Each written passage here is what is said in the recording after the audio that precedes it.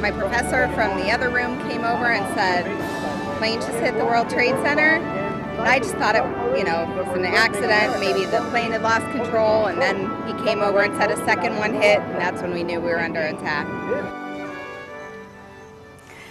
Hello, I'm Lee Jordan here in Shanksville, Pennsylvania at the new Flight 93 National Memorial, which will be dedicated tomorrow. It has been quite a day here. The weather definitely adding a wrinkle to preparations, and also the challenges of securing thousands of acres in preparation for the arrival of the president, the vice president, and many dignitaries through the weekend. Most of all, this was a very important day for the families who lost loved ones on Flight 93. Late this afternoon, they had the Memorial Plaza to themselves as they saw it for the first time, and most movingly, they were able to view a white marble wall that will be unveiled tomorrow bearing the names of all those who were on that flight. You can also see that the staging area for all of the events is being set up, but again, the endless rain that has certainly affected much of the eastern part of the country, and I know Northeast Ohio has created some significant challenges here today. Meanwhile, we have more to come here in our special, and I'm going to take it back to John Kosick in our studios. Hi, John. Thank you so very much, Lee. You know, a man who found himself in the middle of the events of 9/11 was former U.S. Senator George Voinovich. Within 48 hours of the attack, he found himself not only touring the damage at the Pentagon, but walking through the rubble at Ground Zero.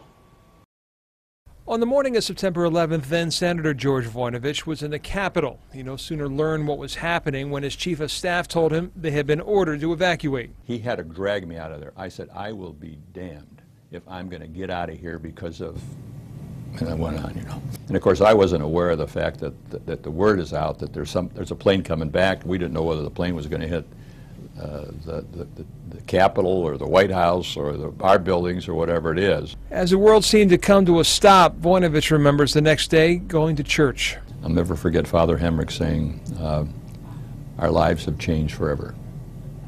And Father was right. Father was right.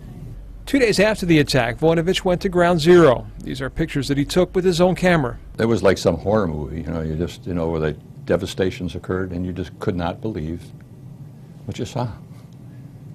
Just the structure just hanging in the air, smoke still coming up. I just cried. Just cried. One of the pictures he took was one that stays with him. It's of the missing person flyers that seem to pop up everywhere. There was like a bulletin board, big bulletin board, and it said, if you've seen my sister Sally, please call me. They were gone. They were gone. Looking back 10 years later, Voinovich can't help but wonder if we would be in the financial mess we're in as a country now if 9/11 had never happened. All over the country, all the money that we have spent. I was on Appropriations Committee on Homeland Security and also on the Homeland Security Committee, and it's billions and billions of dollars. And then when you add up the money that we spent in Iraq, in Afghanistan, it's just horrendous. Osama bin Laden has done more to hurt our country than any one person in our history. The good that came out of that day, Voinovich says, was Americans learned what he and his wife learned years earlier when they lost their daughter Molly. I think there was an awakening around America about the family and how we should come together and not take life for granted.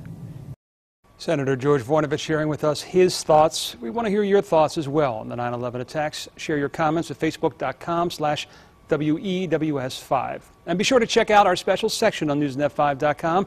You'll find a slideshow of video clips, stories from around the country, and a list of local events commemorating this 10-year anniversary. Right now, we are going to send things back to Leon Bibb, who joins us live once again from the Pentagon. Leon. Thank you, John. Military jets flew above major cities around the nation following the 9/11 attacks. And News Channel 5's Dan Haggerty sat down with a former F-16 fighter jet pilot who was one of those pilots who patrolled the skies of America after 9/11.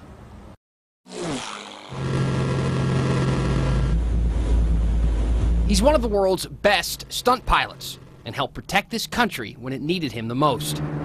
It really changed my life drastically to the point that, I may not be sitting here wearing this flight suit. Lieutenant Colonel John Klatt didn't perform in air shows back in 2001. He had just left the Air National Guard and F-16s to fly commercial airlines until the attacks. It was heart-wrenching to have gotten out of the Guard and then watch this unfold from the sidelines. Immediately, John went back to the Guard to police the skies over the devastation in New York and D.C. It was very eerie, you know, at some very quiet nights where you and your wingman were up, you know, at 20,000 feet over some very, very quiet airspace that generally would be very busy. He protected the air for 2 more years above major U.S. cities. To me, it seems like yesterday, and I look at my 10-year-old boy, Danny, and he was just an infant the morning of 9/11. When I look at him, I can use that as a measure of how far we are away from that event. But for me, and for those that lost loved ones on 9/11, you know, it probably feels like yesterday. And as his son ages, growing up in a new America, John says this year he will explain to his boy about America's darkest day. I think it's really important to remind ourselves of what kind of nation we are, how we stick together, how we support our military, and how we defend the freedoms that we enjoy every day. Dan Haggerty, News Channel 5.